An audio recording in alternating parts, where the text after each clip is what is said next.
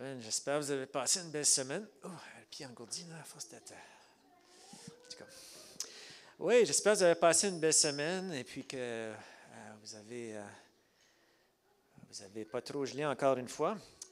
Et puis, on est vraiment content de vous accueillir ce matin à l'église communautaire Mountain View. Et puis, si vous êtes ici pour la première fois ce matin, vraiment, sentez-vous libre. On a vraiment des belles choses de préparer pour vous ce matin.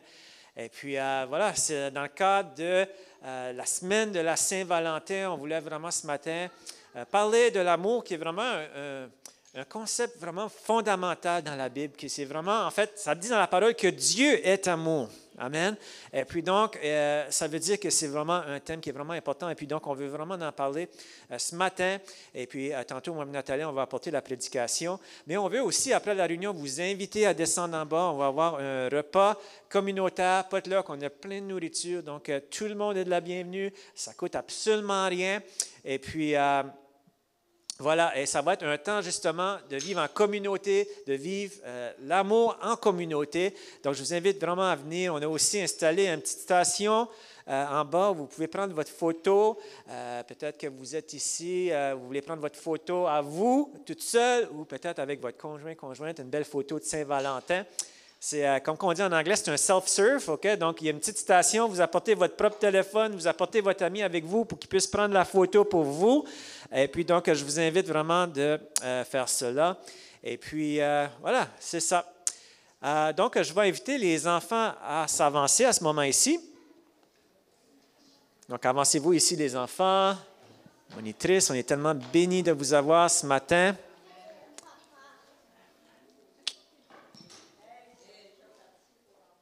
Amen. Attendez-moi ici. Descendez pas, on va prier pour vous avant que vous partiez. Amen. On est tellement contents. C'est comme des cadeaux de Dieu. Amen. Les enfants, c'est des cadeaux de Dieu. C'est ça que la parole nous enseigne. Fait qu'on va remercier le Seigneur Jésus pour ces beaux cadeaux. Et puis, on remercie aussi pour les enseignantes qui sont là avec Annie puis Samuel qui vont descendre ce matin. On veut aussi prier pour vous. On veut vous remercier pour le grand travail que vous faites. Donc, on veut vraiment prier pour le ministère des enfants. Et si le Seigneur vous donne à cœur aussi de vous joindre à l'équipe, on vous invite vraiment. On a été vraiment bénis la semaine passée. Déjà, il y a des gens aussi qui nous ont dit la semaine passée qu'ils voulaient nous aider. Amen. Fait que nos prières fonctionnent. Gloire au Seigneur. Prions ensemble. Seigneur, on veut te remercier pour chacun de ces enfants. Seigneur Dieu, que tu puisses les bénir. Je te prie que ce matin, qu'ils puissent passer un bon temps ensemble et qu'ils puissent vraiment grandir en toi, Seigneur Jésus, et être bénis. Amen, amen. Je voulais dire aussi, pendant le repas, il va y avoir aussi, on a libéré la salle pour les ados cette semaine. Je remercie les bénévoles qui sont venus. Pouvez-vous lever la main, ceux qui sont venus pour libérer cette salle-là cette semaine? OK, voilà, donc parfait. Je vous remercie pour le grand travail que vous avez fait. Fait que là, les ados, vous avez votre propre salle encore une fois. Puis pendant le repas, on a des activités de préparer pour vous aujourd'hui. Fait que manquez pas ça. Fait que voilà, merci. Vous pouvez descendre. À plus tard.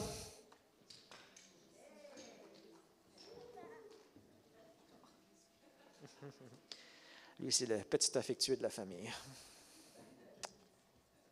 Bon.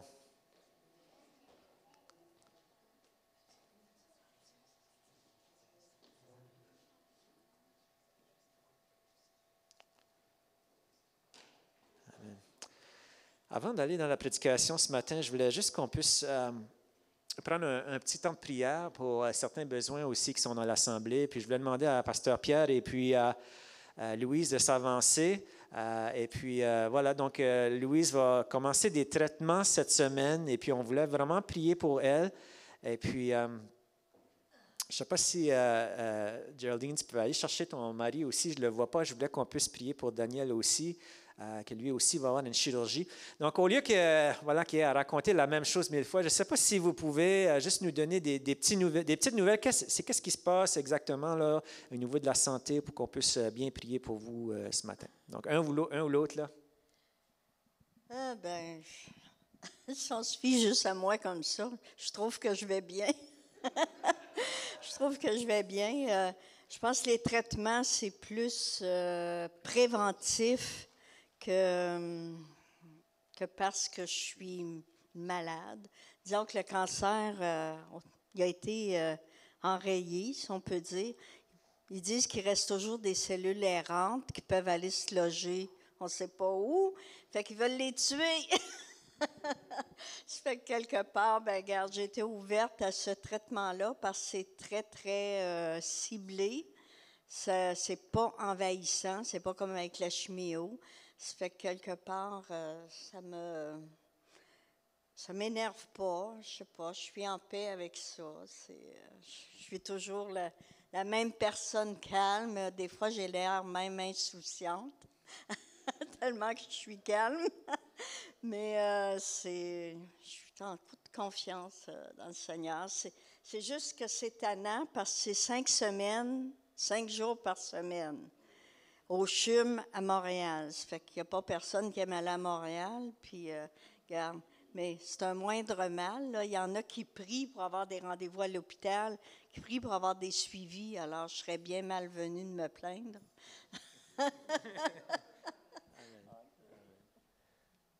Amen. Je voulais qu'on puisse prier pour eux ce matin. Est-ce qu'on peut... Oui, ben, il a comme disparu. Nathalie est partie le chercher, mais... voilà. Ah, il ne se sent pas bien. Bon, est-ce que vous voulez vous avancer? On va prier pour vous. Juste... ne faut pas vous gêner. Y a-t-il d'autres gens qui sont malades ce matin aussi, qui voulaient recevoir des prières? Et peut-être Marie-Claudine, tu peux t'avancer si tu veux. S'il y a d'autres gens qui sont malades, vous pouvez vous avancer aussi. On va prier pour chacun d'entre vous. On ne va pas se payer le luxe. Non, on ne va pas se payer le luxe. Donc, on va prier pour vous. OK. Oui, fait qu'on va prier justement pour Daniel parce qu'il va avoir une opération cette semaine pour son hernie. Donc, on va prier pour lui que le Seigneur puisse l'aider. Amen.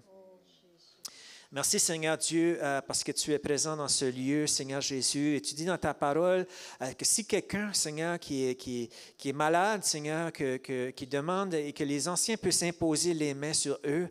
Et Seigneur, voilà Seigneur. Et puis donc c'est dans un geste d'obéissance ce matin, c'est dans un geste symbolique que nous le faisons ce matin, que nous voulons prier pour Louis ce matin qui va commencer des traitements. Seigneur, je te prie que tu puisses la toucher, Seigneur, que tu puisses vraiment, Seigneur, commencer et compléter un miracle dans son corps. On sait, Seigneur, que déjà, Seigneur, la guérison, elle est déjà amorcée, Seigneur, et nous te prions, Seigneur, que ça puisse être la fin, Seigneur Dieu, la fin de cette saison de maladie dans sa vie. Oui, Seigneur, afin qu'elle puisse avoir encore plusieurs années à te servir avec beaucoup d'énergie. Merci déjà pour la paix, déjà pour la guérison intérieure que tu lui as donnée. Je te prie que tu puisses maintenant compléter le tout, Seigneur Jésus, et voilà, Seigneur, que tu puisses la guérir complètement, Seigneur. Je te remercie, Seigneur, ce que tu vas faire, Seigneur. On veut aussi te prier pour Daniel, Seigneur, pour son opération qu'il va avoir cette semaine. Je te prie dans le nom de Jésus-Christ que tu puisses guider les médecins afin que l'opération puisse être un succès. Je te prie, Seigneur, qu'il ne soit plus jamais embêté, Seigneur, par cette hernie-là, Seigneur Dieu. Je te prie dans le nom de Jésus-Christ, Seigneur, sois avec lui. Donne-lui la force tout de suite même alors qu'il ne se sent pas bien. Je te prie que tu puisses renouveler ses forces, Seigneur Dieu. Et puis, Seigneur, Seigneur, tu vas renouveler ses forces, Seigneur, puis que ça puisse lui servir justement d'encouragement, Seigneur Dieu, par rapport à son opération qui s'en vient cette semaine. Seigneur, fortifie cette famille-là, Seigneur Jésus. On te prie pour Marie-Claudine aussi, Seigneur Dieu, alors que tu puisses commencer une guérison dans son corps aussi, Seigneur, que toute la douleur qui peut être sur elle puisse s'enlever en ce moment même, Seigneur Dieu. Je te remercie, Seigneur Dieu, pour ce que tu vas faire, Seigneur Jésus. Et puis, s'il y a d'autres personnes aussi qui sont malades dans cette église, je te prie à ce moment même que tu puisses les toucher, Seigneur, et vraiment, Seigneur, restaurer leur corps. Merci, Seigneur, que c'est par tes meurtrissures que nous sommes guéris, Seigneur Dieu. Lorsque tu es mort sur la croix, Seigneur, ce n'était pas juste pour notre salut, Seigneur, mais c'était pour tous les aspects de notre vie, Seigneur Dieu. Alors, on s'accroche à l'œuvre que tu as faite à la croix, Seigneur Jésus. Merci, Seigneur, que tu es fidèle. Merci que tu prends soin de nous, Seigneur. Et peu importe les situations qui peuvent être représentées dans cette église ce matin, il y a peut-être des mariages, Seigneur, qui ont besoin d'être restaurés. Il y a peut-être, Seigneur, des situations financières, Seigneur. Il y a peut-être des gens, Seigneur, qui ont une foi, Seigneur, qui a besoin d'être restaurée. Peu importe, Père éternel, nous voulons juste réclamer, Seigneur, ta guérison dans tous les aspects de notre vie, Seigneur Dieu. Et nous te remercions pour cela d'avance, Seigneur Dieu. Et c'est dans ton nom précieux que nous avons prié ces choses, Père éternel. Amen et amen. Alors, on veut te prier aussi, Seigneur, pour Louis, Seigneur, pour son poignard, Seigneur Jésus. Je te prie, Seigneur, que tu puisses guérir cet os, Seigneur Dieu. Et Seigneur, que déjà, Seigneur, que toute douleur puisse s'en aller en ce moment même, Seigneur Dieu. Oui, Seigneur, guéris-le complètement, Seigneur Dieu. Toute personne malade dans cette église, Seigneur Jésus, je te remercie, Père éternel. Amen et amen. Amen. Amen. Amen. Vous pouvez prendre vos places. Alléluia. Je vous encourage vraiment cette semaine de prier spécialement pour ces deux individus qui vont avoir des opérations cette semaine afin que ça puisse vraiment bien se passer. Amen. Amen. On va passer à la prédication ce matin. Et puis, donc, j'invite mon épouse, Nathalie, à me joindre parce que ce matin, on voulait profiter de la Saint-Valentin. Ce matin, on voulait profiter de la Saint-Valentin pour apporter une prédication à nous deux et qui va toucher notre relation avec Dieu, qui va toucher aussi les relations de couple pour ceux qui sont en couple ce matin. Donc, il va y en avoir vraiment pour tous les goûts ce matin. Amen. Alors, ce matin, Seigneur, on veut te prier pour cette prédication afin qu'elle puisse vraiment nous toucher et puis vraiment nous aider à avancer, Seigneur, dans notre relation avec toi et puis mieux t'honorer, Père éternel. Et c'est dans ton nom que j'ai prié. Amen. Amen. As-tu un microphone, chérie? Un microphone.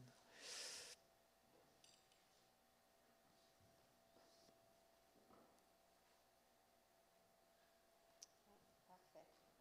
Est-ce que c'est le bon micro? Merci. Excellent, excellent. Bon. Désolée. Comme ça. Alors, quel plaisir que c'est d'être avec vous. Merci de nous accueillir. Je suis vraiment, j'ai la tête partout en ce moment parce que là, avec mes petits gigoteux qui m'ont réveillée à 4h30 ce matin, puis là, ils ont tous déchiré mes collants, puis je suis toute comme, bon, on va baisser un petit peu la jupe, puis ça va bien passer, OK? Alors, merci pour d'être indulgent. Bon. Alors, je voulais commencer aujourd'hui en vous partageant un moment de ma vie que j'ai trouvé un peu difficile. On a tous déjà vécu des moments de transition, n'est-ce pas? Alors, 4 ans passés, David et moi, notre famille, on est déménagés sur la rive sud. Puis c'était une transition du Nouveau-Brunswick jusqu'au Québec. Puis, vraiment, je me trouvais un peu, j'étais fatiguée en plus parce que j'avais eu mon 3e enfant qui était bébé. J'avais des cernes gros comme qui me couvraient la moitié de la face. J'avais peinturé des murs, j'avais fait les valises, j'avais les boîtes. J'étais épuisée. Et vraiment, dans ce temps-là, j'étais vulnérable, émotionnellement vulnérable. Et juste pour vous partager, dans ces moments-là, j'ai eu un moment dans mon couple, et largement lié à mon état émotionnel, où je me sentais plus connectée à mon mari. Et ce sont des moments pour n'importe qui a déjà été, que ça fait bien longtemps qu'ils sont mariés, on sait qu'on a des moments des fois où on peut se sentir déconnecté. Alors, juste pour vous décrire un petit peu à quoi ça pouvait avoir l'air, c'est que le soir, j'avais plus vraiment envie de passer bien du temps avec lui. J'allais plutôt dans ma chambre, je prenais mon téléphone, je regardais mon téléphone ou des émissions au lieu de passer du temps avec lui. Puis c'est drôle parce que je sais que c'est la relation la plus importante dans ma vie, bien sûr, hormis Dieu, mais c'est comme si j'avais plus le goût. Et je réalisais en l'intérieur de moi que je n'étais pas proche de la séparation ou du divorce. Mais je réalisais que si je ne faisais pas quelque chose, que ça pouvait s'aligner vers là. Alors, je sentais que c'est pas juste comme du jour au lendemain, tu es comme divorce, c'est qu'il y a un cheminement. Puis je sentais que je m'en allais dans la mauvaise direction. Alors, aujourd'hui, c'est sûr que Dieu nous a aidés à passer par-dessus ça. Mais vraiment, ce que je veux faire aujourd'hui, c'est que je veux vous partager un petit peu mon cœur. Je veux qu'on utilise le passage de Jean 15, puis qu'on a plongé là-dedans pour, lorsque Dieu nous parle, de rester connecté à lui. Alors, de la même façon que nous, on doit rester connecté à notre conjoint, je veux vous parler de comment nous, on doit rester connecté à Dieu. Parce que si on est bien honnête, il y a des moments dans nos vies où on peut être déconnecté de Dieu. on se souvient de ce bel amour, de ce beau premier amour qu'on a eu avec Dieu. Pourtant, il y a des moments où on peut être tellement sec dans un désert, puis on n'a même plus le goût de connecter avec lui, même si on sait qu'il est la vie même. Alors, aujourd'hui, permettez-nous de faire ce parallèle-là en vous présentant le 15e chapitre de Jean.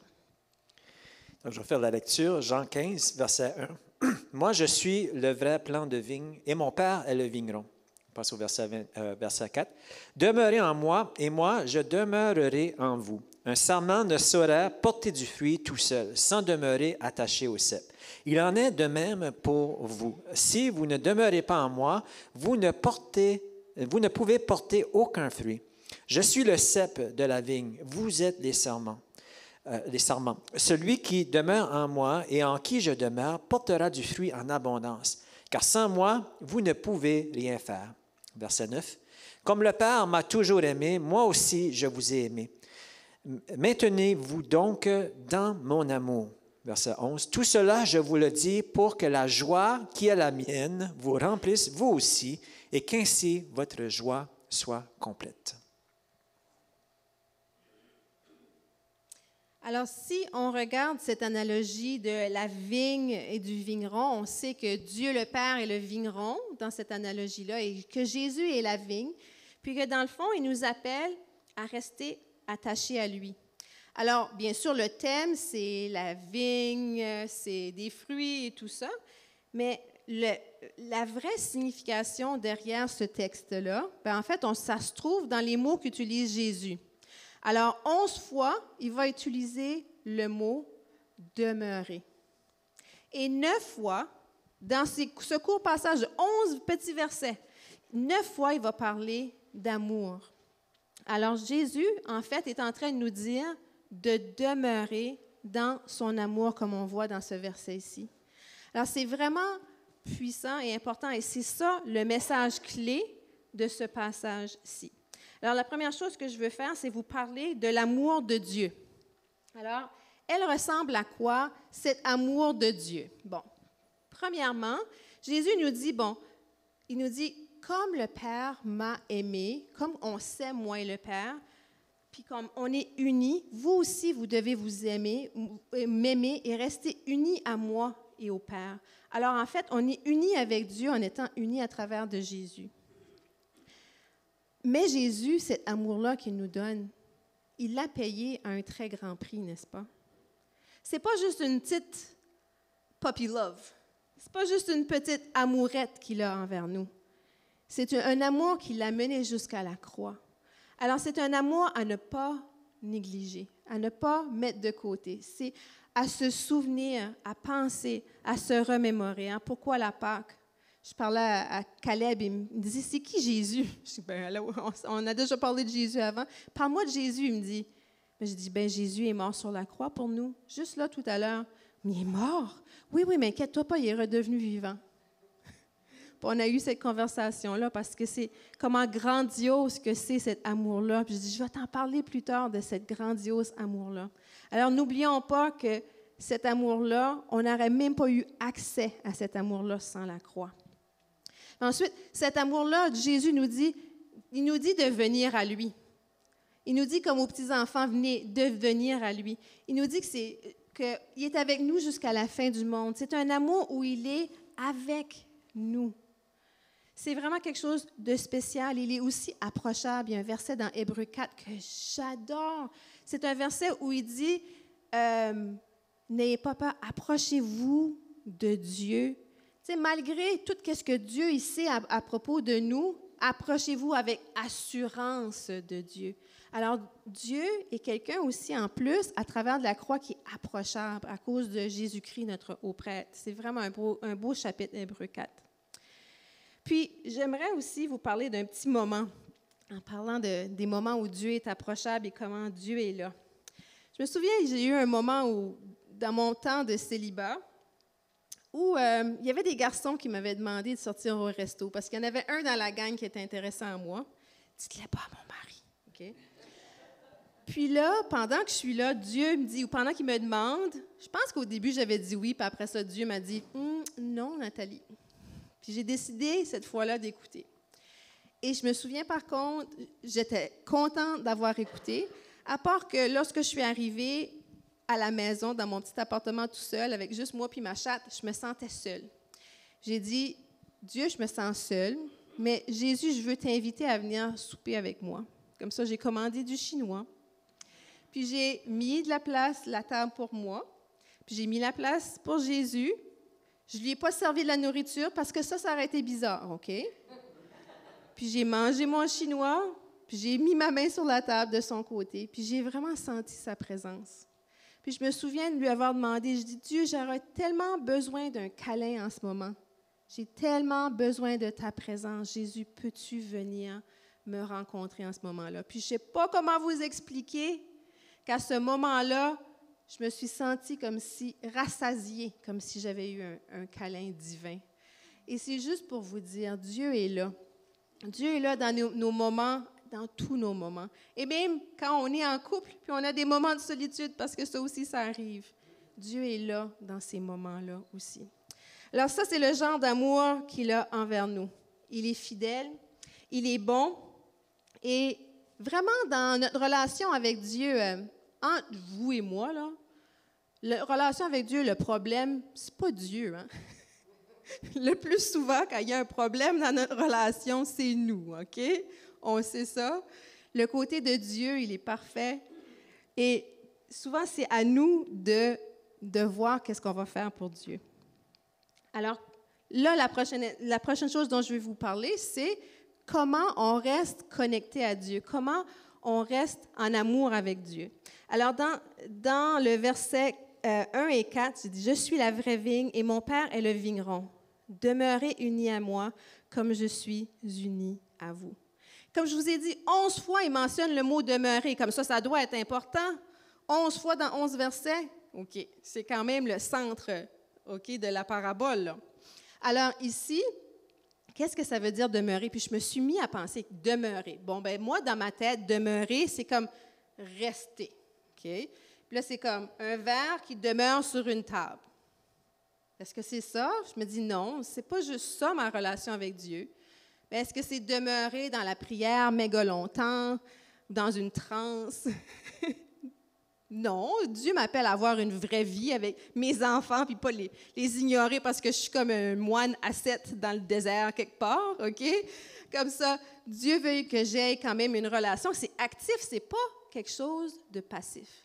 Quand on pense à une vraie vigne et une vraie branche, c'est quand même une relation passive, là. La branche, elle reste accrochée juste en restant là, OK? Elle n'a rien à faire. Mais dans notre relation avec Dieu, c'est pas ça du tout. On a un rôle à jouer dans demeurer. Comme ça, c'est quelque chose d'actif. Et dans le fond, pour moi, ça veut dire, pareil comme dans une maison, on demeure dans une maison, c'est rester à l'intérieur de cette relation-là. Pareil comme quand nous, on demeure dans une maison, on reste à l'intérieur de cette maison-là. Demeurer en Dieu aussi, c'est quelque chose d'actif. C'est quelque chose où moi, je peux le décrire comme rester connecté. La branche, elle reste connectée au tronc, mais nous, d'elle-même, mais nous, c'est plus actif. Il y a des choses qu'on doit faire. Comme ça, moi, je vais vous dire de façon pratique, des choses qu'on doit faire, c'est rester disponible pour Dieu. Et c'est comme dans un couple, hein? Dans un couple, on peut s'ignorer, là.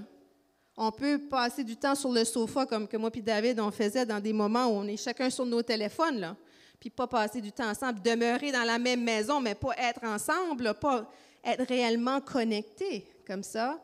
C'est la même chose avec Dieu, même chose avec notre couple, dans notre couple, même chose avec Dieu. On doit être disponible. Mais pas juste être disponible, aussi, il faut être intentionnel. Alors, des fois, c'est pas juste être dans la maison ensemble, c'est genre comme, je vais m'asseoir à côté de lui, puis je vais jaser avec lui. Ou être intentionnel avec ma relation avec Dieu, je vais prendre un moment pour prier avec Dieu.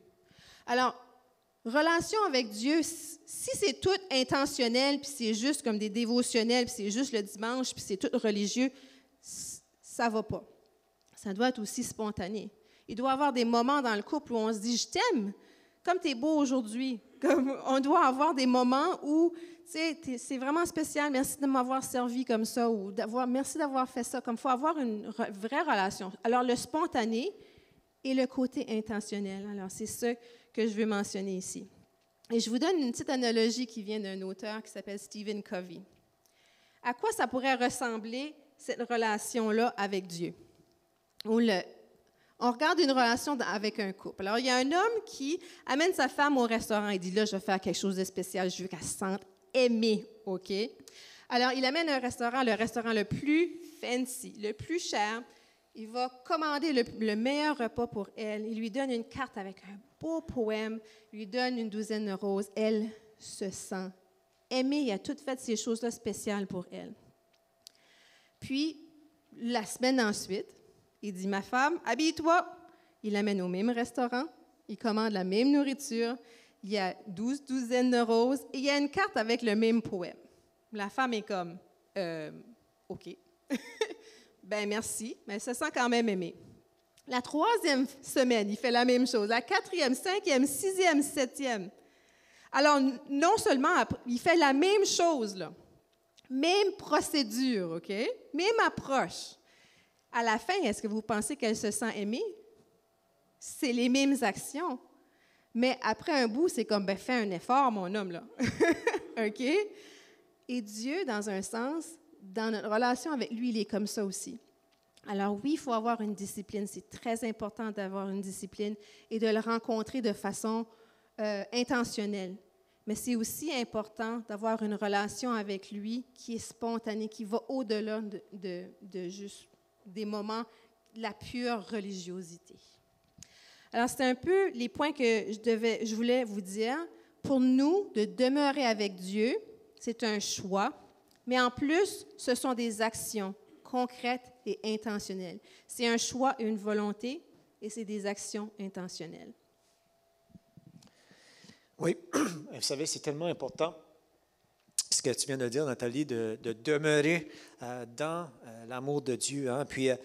Et puis ça, vraiment, ça signifie vraiment une série de petites décisions qu'il faut faire à chaque jour pour connecter, pour reconnecter continuellement. Et puis, en fait, je vois vraiment le parallèle pour la vie de couple. Et la vie de couple, c'est ça aussi. C'est des petites décisions à chaque jour.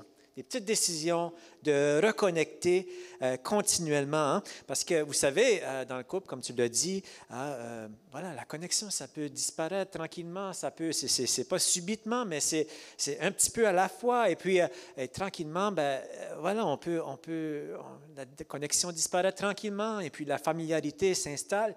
Et c'est là que ça devient dangereux. Alors, il faut toujours faire des petites décisions pour reconnecter. Et puis, j'ai apporté quelque chose avec moi ce matin, comme c'est la coutume. Voilà. OK, ça, c'est une clôture, OK? Bon, ouais. Ma femme a dit que ça représente bien la hauteur de mon talent de constructeur. Alors, c'est pas que je veux me vanter ce matin, mais il y a vraiment quelque chose là. Hein? Voilà. Et vous savez, dans la vie de couple, ça c'est une clôture, et dans la vie de couple, c'est un peu la même chose. Il y a 3 pôles. Il y a 3 pôles de connexion dans la vie de couple. Il y a le pôle de la connexion spirituelle. Il y a le pôle de la connexion émotionnelle et puis il y a le pôle de la connexion physique. Et ce qui est important de remarquer ici, c'est qu'en fait, ils sont attachés ensemble. OK? Ça veut dire qu'en fait, s'il y en a un qui est négligé, c'est les 3 qui descendent en même temps. Vous remarquez? Et puis là, tout à coup, ils redescendent. Donc, qu'est-ce que tu veux faire maintenant? Si tu veux remonter, si tu en montes un, qu'est-ce qui arrive? Ça tire les 2 autres. OK? Bien, de l'autre côté, s'ils sont baissés, il y en a 2 qui veulent monter, mais le 3e, il ne veut pas monter, qu'est-ce qui va arriver? Ça ne marchera pas. Ils vont descendre éventuellement. Et c'est la même chose pour le couple. Il y a 3 pôles. Et chacun de ces 3 pôles-là sont très importants parce qu'ils sont tous interreliés ensemble.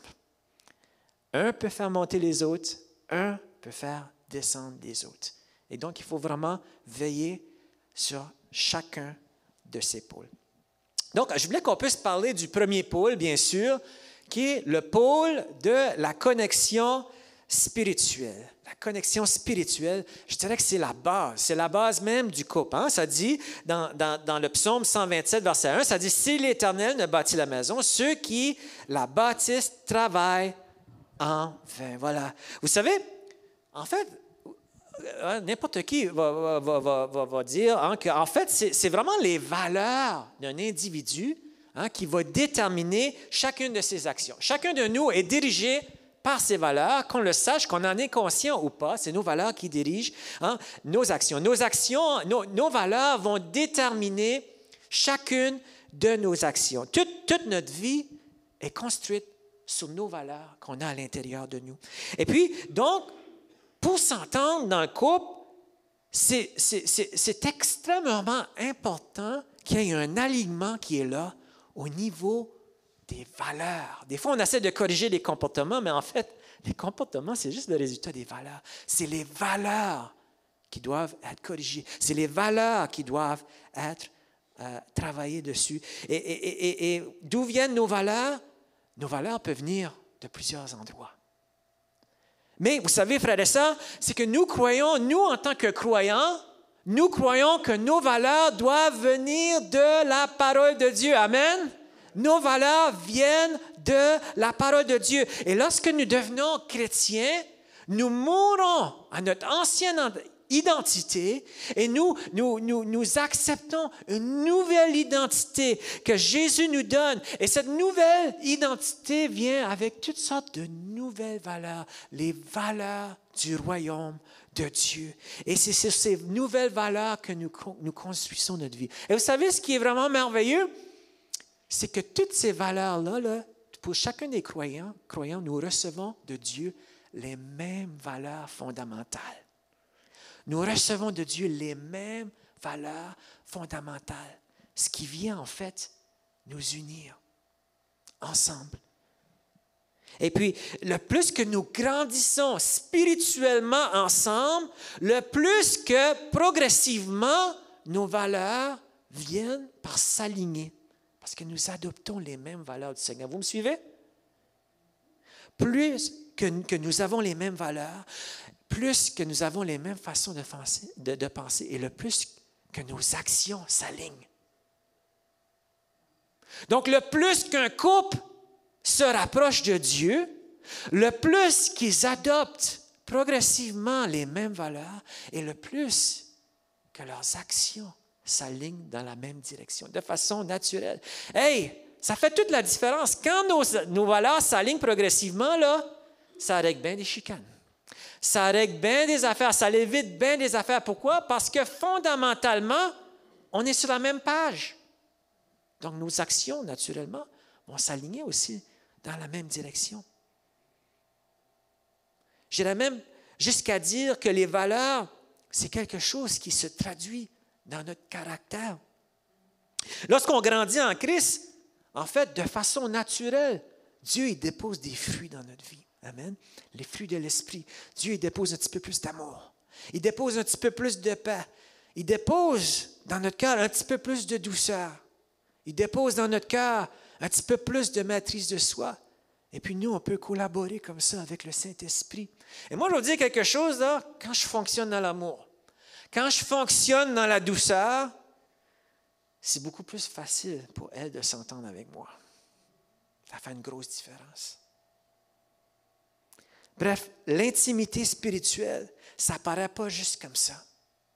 Hein? Non plus, ça prend une certaine intentionnalité aussi.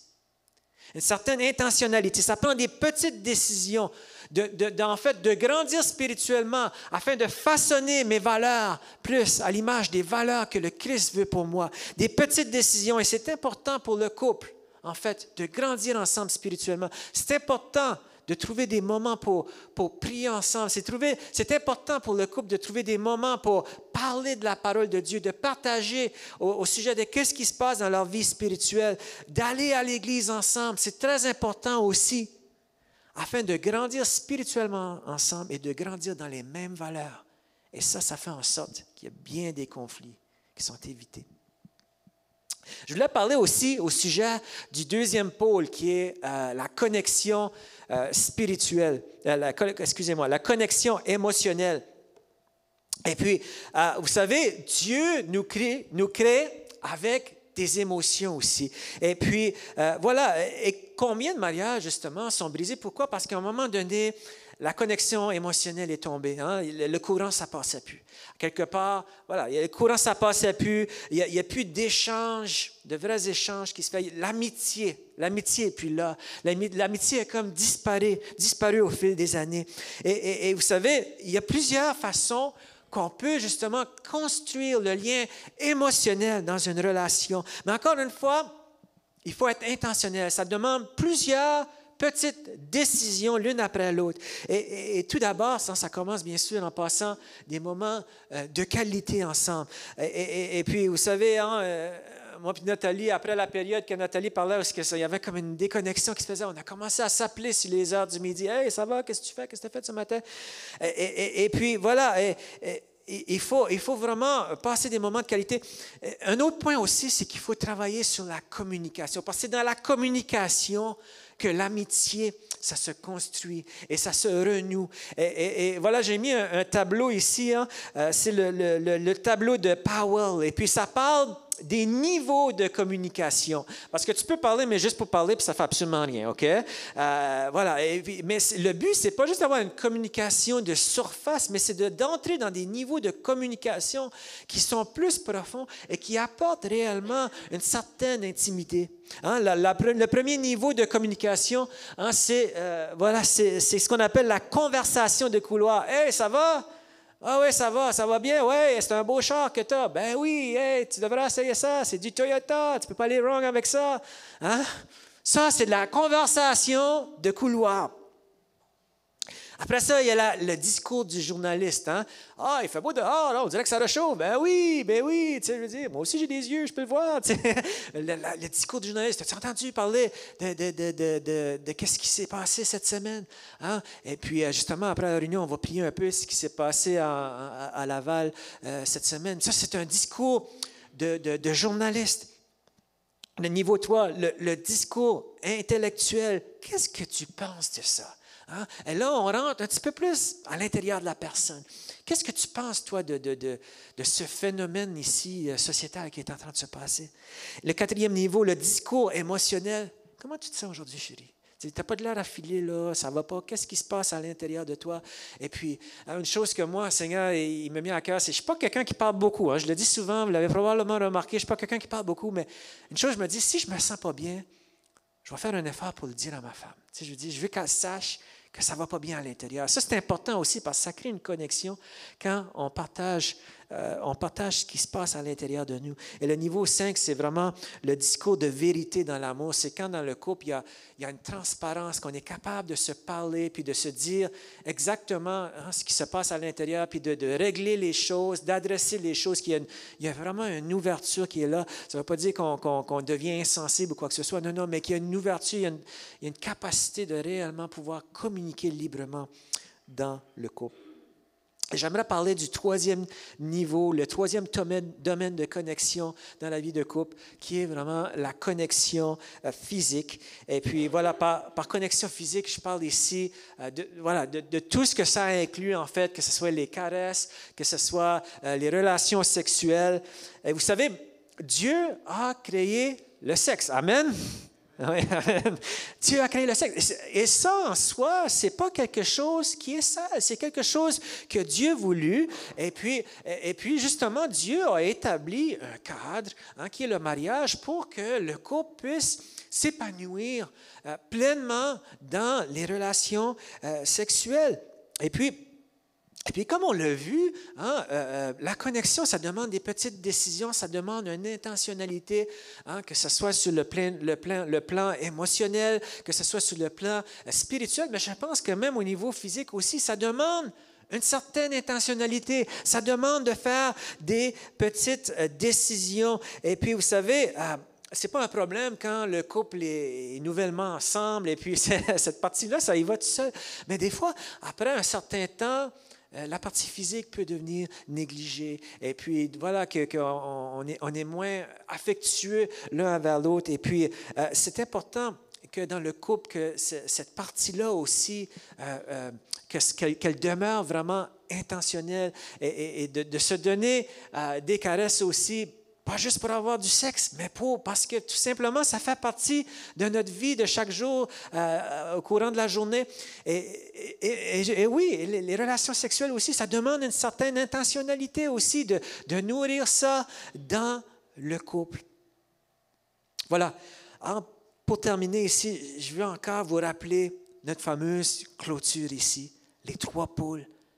Et c'est important de travailler sur tous les fronts. Et qu'est-ce qu'il y en est en fait dans votre couple? Y a-t-il un poteau en fait qui est en train de faire descendre les autres? Peut-être tu dis, moi, c'est le côté émotionnel, là, on est déconnecté. Peut-être tu vas dire, moi, c'est le côté spirituel, on ne travaille pas assez sur cet aspect. Peut-être c'est le côté physique.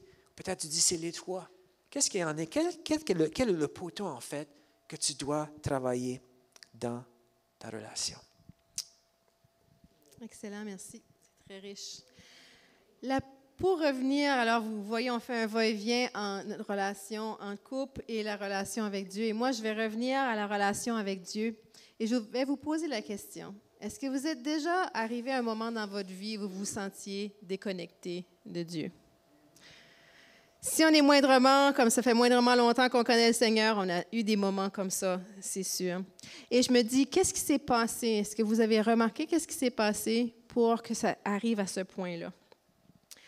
Alors, là, j'aimerais vous parler d'un autre concept qu'on voit lorsqu'on parle de la vigne et du vigneron. On parle, Dieu qui est le vigneron, on parle de l'émondage. Alors, l'émondage, c'est quoi? C'est genre comme lorsqu'on a une plante et on veut qu'elle produise plus de fruits. Je pense à des tomates. Alors, des tomates, là, ils ont comme des branches comme ça, puis des fois, il y a des petites branches qui commencent à pousser dans le milieu comme ça, puis elles zappent l'énergie des autres, puis elles réduisent, le fruit est moins gros à cause de ça. Alors, ça qu'on fait, c'est qu'on enlève ces petits morceaux-là. Et je vais vous donner une analogie, mettons, qui est plus de nos jours. Oh. Ça n'aligne pas bien. Celle-là. C'est celle du téléphone. Alors, un téléphone portable, il y a trop de photos, aïe, aïe, aïe.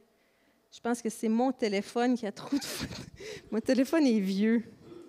J'essaie de l'utiliser comme télécommande, mais ça y va pas.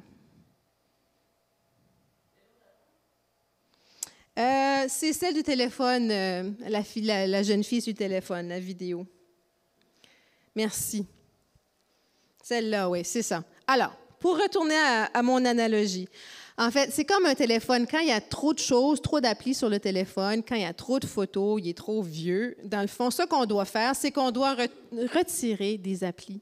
Puis on doit enlever des photos pour que le téléphone devienne plus performant. Et Dieu, dans notre vie, il veut qu'on ait une vie remplie de fruits, qu'on ait une vie remplie de lui.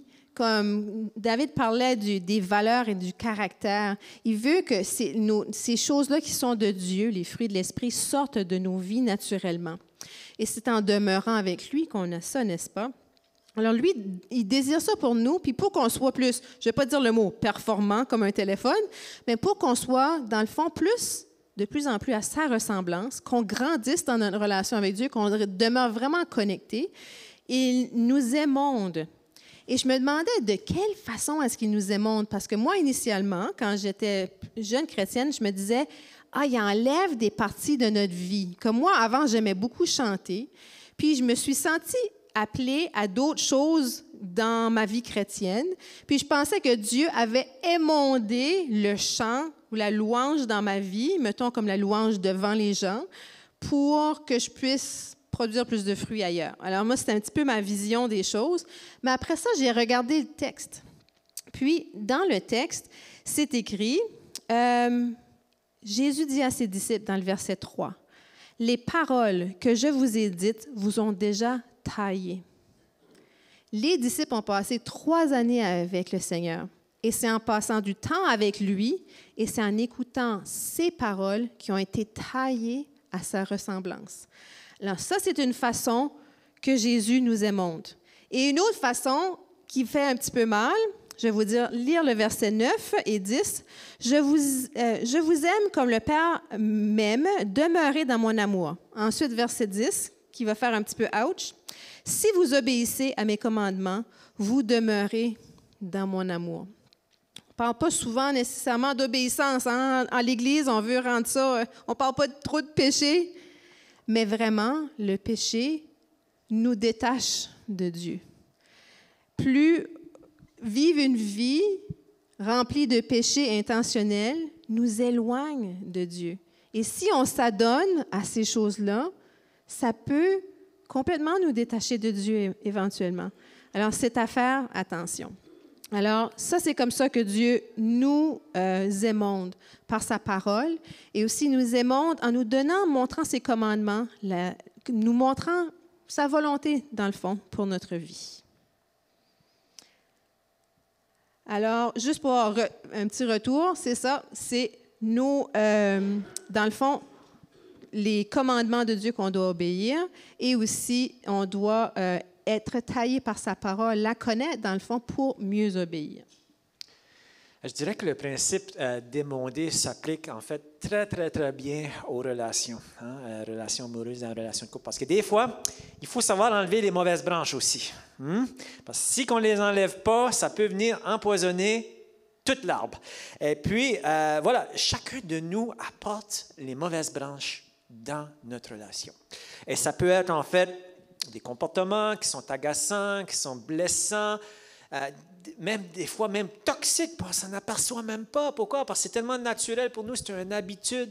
Des fois, ça peut être des choses qu'on a traînées avec nous de notre enfance, même des blessures qu'on a traînées avec nous qui nous apportent à agir de certaines façons. Des fois, c'est des malentendus, des fois, c'est toutes sortes d'affaires. Et puis, on apporte ça dans notre couple et ça vient tranquillement empoisonner notre arbre. Alors, qu'est-ce qui est la solution? Bien, la solution, c'est de couper ces branches-là de notre vie. Et puis, voilà. Et puis, des fois, on évite de faire ça. Hein? On évite de faire ça, pourquoi? Parce que des fois, ça nécessite de s'en parler. Ça décide de s'en parler et de dire, « Hey, écoute, Nathalie, il y a quelque chose qui me dérange. » Puis on a peur de la réaction.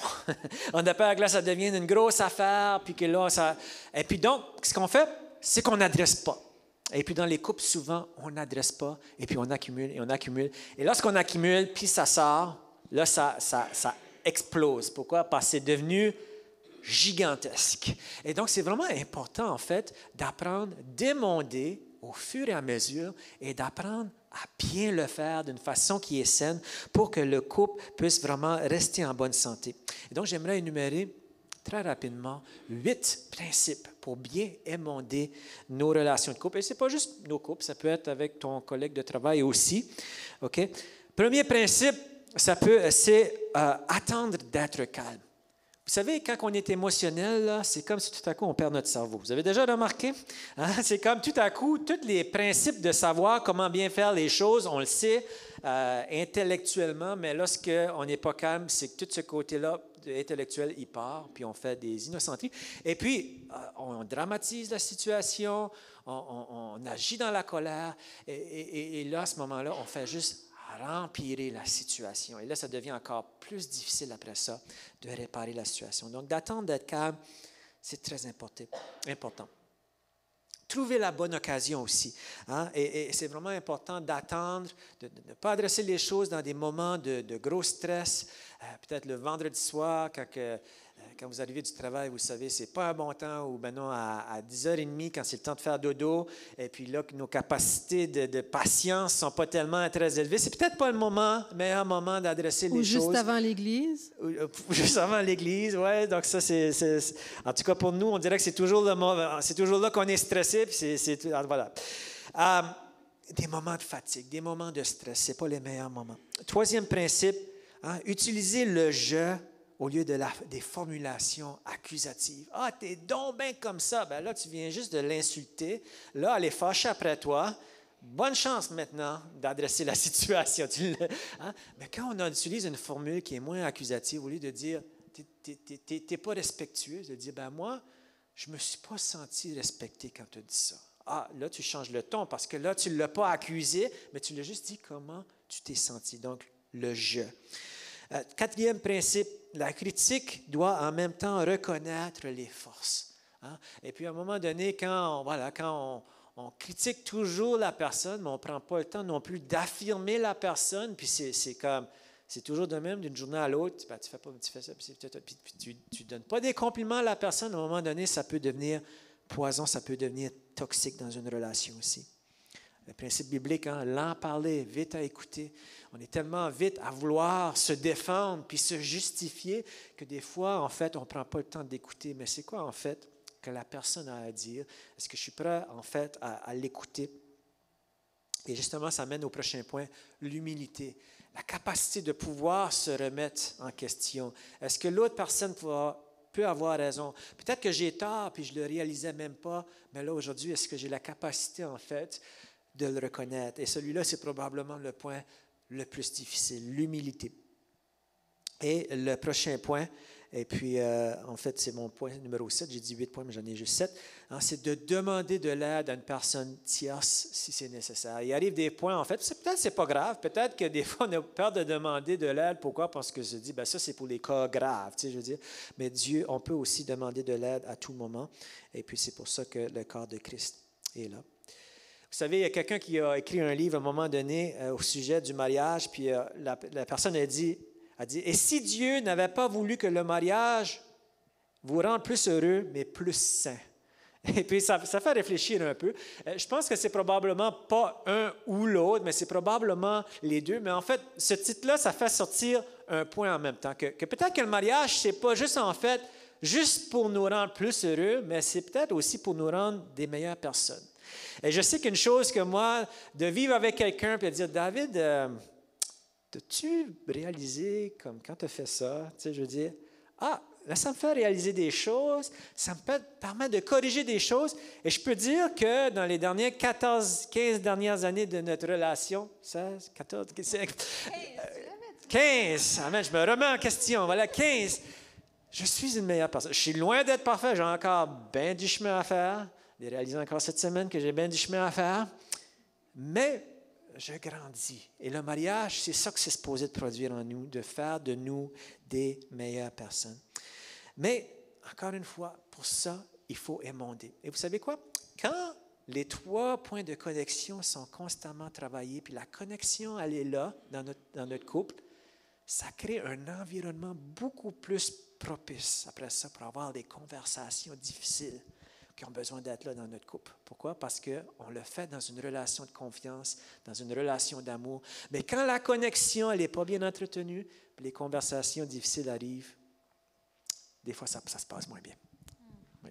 Ce que tu dis, ça me rappelle un verset dans Cantique des Cantiques où la bien-aimée dit à Salomon, tu sais, c'est comme un poème entre les deux amoureux, puis à un moment donné, elle dit « Éloigne les renards qui sont dans notre vigne. » Éloigne parce qu'ils vont venir détruire nos affaires. Puis c'est ça que c'est émondé dans le couple. Il y a des choses qu'on réalise. Tu sais, des fois, c'est juste genre comme, tu as une pensée dans ta tête où il y a comme une interaction avec une personne, où il y a quelque chose que tu regardes, tu es juste comme, non, ça, c'est pas bon. L'Esprit Saint te dit, enlevons ces affaires-là dans notre couple, parce que notre couple est précieux, puis ça vaut la peine d'enlever ces choses-là d'émondées. J'avais juste pensé à ce verset-là ce matin. Mais pour revenir à ma partie par rapport à Dieu, une relation avec Dieu, moi, ce que je veux que vous reteniez ce matin, c'est demeurer dans son amour. C'est un choix et c'est aussi d'être intentionnel dans nos actions. Alors, ce n'est pas juste un choix dans notre tête, là. Ça devient, il faut que ça passe aux actions. Alors, juste, moi, j'ai vécu des temps avec Dieu où je me sentais déconnectée. Il y en a quelques années où je me sentais vraiment déconnectée. Puis voici les petites choses que j'ai faites, juste pour partager avec vous. Je me suis rappelée de mes beaux moments avec Dieu. Je me suis rappelée de le début de ma relation avec lui.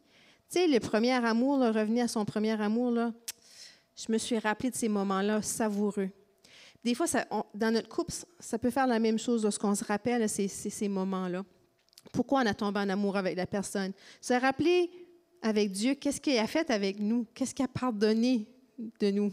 Ces moments-là où on a senti sa présence, c'était comme « wow! » OK? Rappelons-nous de ces moments-là.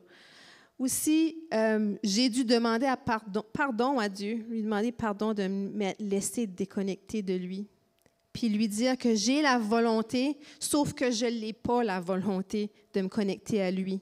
Puis j'ai besoin de lui, j'ai besoin de l'Esprit Saint pour m'aider à connecter.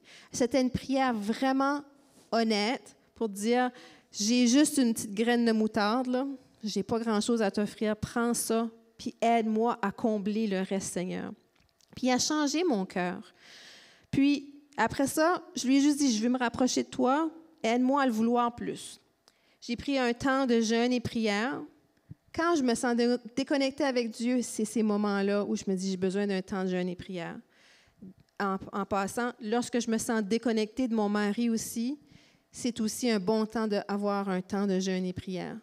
Avant de lancer la serviette ou avant de considérer des choses qu'on ne devrait pas, prenez un temps de jeûne et prière. Moi, je me souviens d'avoir conseillé à une amie qui était sur le bord du divorce, lui dit, prends un temps de jeûne et prière, puis que le Seigneur puisse t'aider à pardonner les choses qu'il a faites, qui étaient quand même affreuses. OK? Puis elle a réussi à le faire et Dieu a restauré quand même. Puis sinon, elle, son cœur était bien et droit devant le Seigneur dans cette relation-là. Puis sinon, des choses que je suis faites avec Dieu, bien, je suis allée prendre des marches avec Dieu pour prier. Puis je suis aussi allée prendre des cafés avec Dieu. Parce que je n'ai pas mis de tasse pour lui là, cette fois-ci. Là, OK? Mais j'allais prendre des cafés. J'allais juste prendre un temps pour moi-même, mais je me disais, je sors ma Bible, puis je prends un temps avec Dieu. Puis aussi, j'ai comme ravigoré, mettons, les temps spontanés avec Dieu. Je me suis vue de plus en plus. Je veux dire, je t'aime, Seigneur. Merci. Merci pour ce que tu fais. Merci pour ta présence. Tu es merveilleux. Puis juste de façon spontanée. Et je dois vous dire que la discipline de vraiment prendre un temps avec le Seigneur à tous les jours d'une certaine... Ça, c'est encore à travailler en moi. Et vraiment, c'est très important. Cette structure-là, c'est comme un treillis qui va permettre à la vigne de croître. Sans treillis, la vigne est limitée dans sa croissance. Et je sais, et c'est ma prochaine étape dans ma relation avec le Seigneur, c'est vraiment avoir un bon treillis solide, c'est-à-dire des bonnes disciplines pour laisser ma relation croître avec Dieu, qui est très importante aussi. Et bien, le résultat, c'est que je me suis reconnectée avec Dieu. Et vraiment, en même temps, ça me reconnecte avec mon mari et dans mes relations autour de moi. Ça nous change entièrement. Hein, on sait ça. Donc, vous savez, quelques années passées, et ça vous est certainement arrivé, hein, j'ai appris concernant l'infidélité d'un de mes amis avec qui j'avais collaboré vraiment dans le ministère. Et ça m'avait vraiment pris vraiment par surprise. Donc, vous avez certainement des situations comme ça aussi, vous avez entendu parler. Et en fait, ce qu'il faut réaliser, je veux le souligner encore une fois, ces choses-là, ça ne se produit pas juste comme ça, la plupart du temps. Ce n'est pas juste, j'ai vu quelqu'un, puis j'ai chuté. Non. C'est des choses qui germent dans le cœur sur des longues années.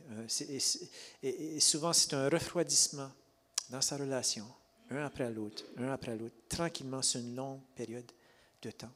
Mais vous savez, la solution, le remède, c'est quoi en fait? C'est de bien nourrir notre relation. C'est de bien, et c'est, comme je l'ai dit, c'est une série de petites décisions à chaque jour. Des petites décisions de connexion spirituelle. Et donc, vous êtes ici ce matin ensemble, c'est déjà une très bonne chose. Connexion émotionnelle, ça, c'est ce que vous allez faire dans la voiture en allant chez vous. Et puis, connexion physique, ça va être plus tard ce soir peut-être. Et c'est une série de petites décisions comme ça, à chaque jour. Et puis Dieu, il va nous aider vraiment à bien connecter ensemble. Amen. Est-ce qu'on peut se lever ensemble? Et puis, je voulais qu'on puisse prendre un moment juste pour prier, puis demander au Seigneur qu'il puisse vraiment nous aider à connecter. Puis, donc, je te pose la question, c'est quoi en fait la connexion que Dieu t'appelle à travailler à ce moment ici dans ta vie? Est-ce que c'est ta relation avec Dieu? Est-ce que c'est la relation avec ton conjoint? On va juste chanter un dernier chant ce matin, mais faisons une prière d'abord. Seigneur, je te remercie, Seigneur Dieu, pour ce que tu fais. Merci, Seigneur, pour ton amour envers nous, Seigneur Jésus. Oui, Seigneur Dieu, merci, Seigneur, que toi, Seigneur, c'est toi qui nous as aimés le premier, Seigneur Jésus. Et Seigneur, si jamais, Seigneur, nous avons perdu notre premier amour, Seigneur, je te prie, Seigneur, que tu puisses la ranimer, Seigneur, dans notre vie, Seigneur Jésus. Oui, Seigneur Dieu, on veut, Seigneur, vivre bouillant pour toi, Seigneur Jésus.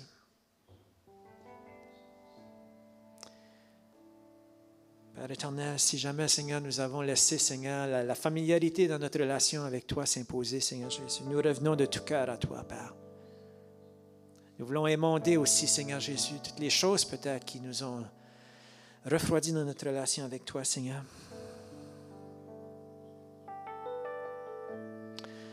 Seigneur, si c'est dans notre relation de couple, Seigneur Jésus, je te prie que tu puisses peut-être apporter un pardon. S'il y a un manque de pardon aussi, Seigneur Jésus, qui refroidit la relation, Père éternel. Nous voulons pardonner en ce moment, Seigneur Jésus.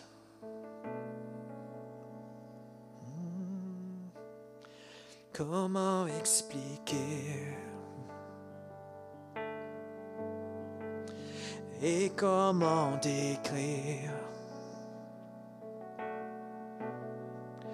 un amour si grand, si puissant que rien ne puisse le contenir. Tu sais mes espoirs, Seigneur, tu sais mes craintes, et mes mots sont bien trop petits pour dire tout l'amour que j'ai pour toi. Alors entends mon cœur,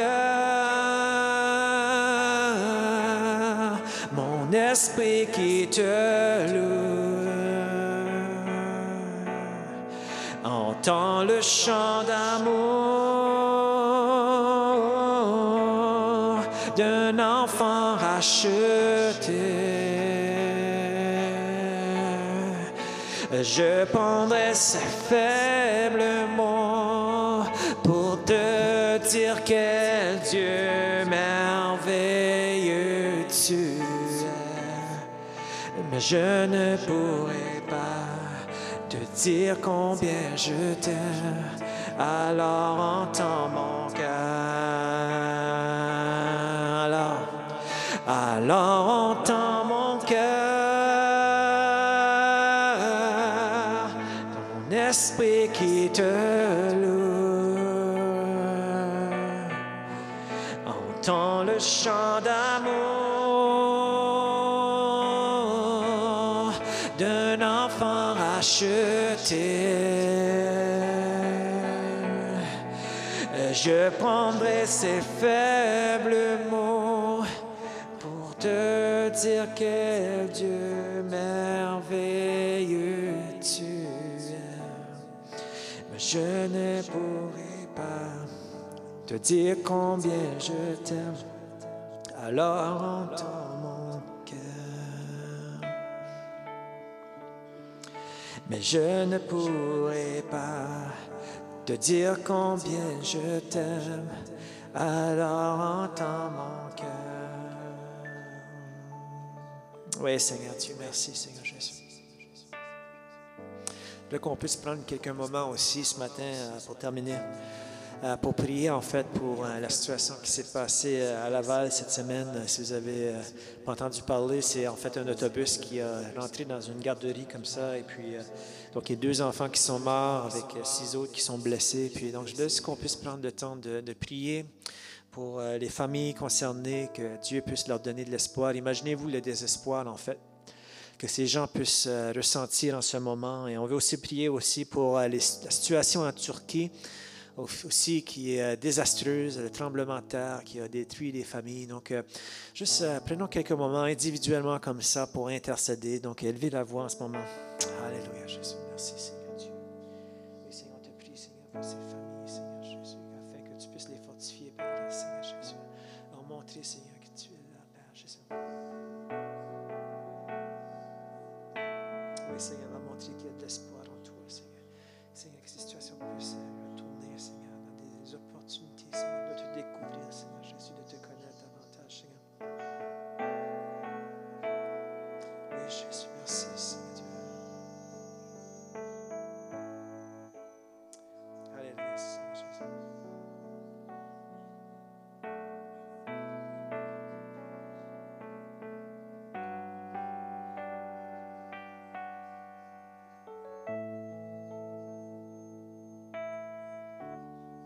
Alléluia, Seigneur Dieu, on veut te prier pour ces familles, Seigneur Jésus, à Laval en ce moment, Père. Seigneur, je te prie de leur apporter de l'espoir, Père éternel. Lorsque ces choses arrivent, Seigneur, ça nous fait réaliser, Seigneur, à quel point que la vie est fragile, Seigneur, puis que, Seigneur, des fois, même les situations que nous, on peut vivre dans notre vie, Seigneur, sont tellement petites parfois, Seigneur Jésus. Et Seigneur, je te prie que tu puisses apporter de l'espoir à ces familles, Seigneur Dieu. Je te prie que ça puisse être un moment, Seigneur, où ils vont se rapprocher de toi, Seigneur Dieu, puis qu'ils vont découvrir ta bonté, Seigneur, ta grâce, qu'ils puissent ressentir, Seigneur, ta bonté, Seigneur, et juste ta douceur à l'intérieur de eux qui va venir, Seigneur, les réconforter, Seigneur Dieu. Je te prie, Seigneur Dieu, pour les enfants, Seigneur, qui sont blessés tout de suite, Seigneur, à l'hôpital, que tu puisses apporter une guérison, Seigneur, tu puisses aider à guérir leur traumatisme aussi, Seigneur Jésus. Merci, Seigneur, que tu aimes les enfants, Père éternel. Ils sont précieux, Seigneur, pour toi, Seigneur Jésus. Je te prie, Seigneur, d'agir en ce moment, Père, de toucher chacune de ces familles, Père. Alléluia, Seigneur Dieu.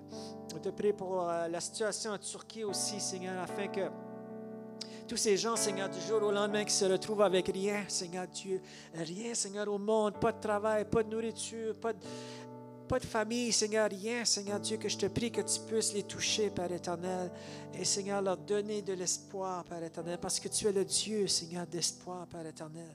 Alléluia, Seigneur, touche ces familles. Je te prie, Seigneur, que tu puisses nous donner, Seigneur, de la compassion, Seigneur Dieu, et s'il y a quelque chose qu'on peut faire, Seigneur Dieu, que tu puisses le déposer sur notre cœur, Père éternel. Nous te remercions, Seigneur Dieu, pour ce que tu vas faire, Père éternel. Et c'est dans ton nom nous avons prié, Seigneur Jésus.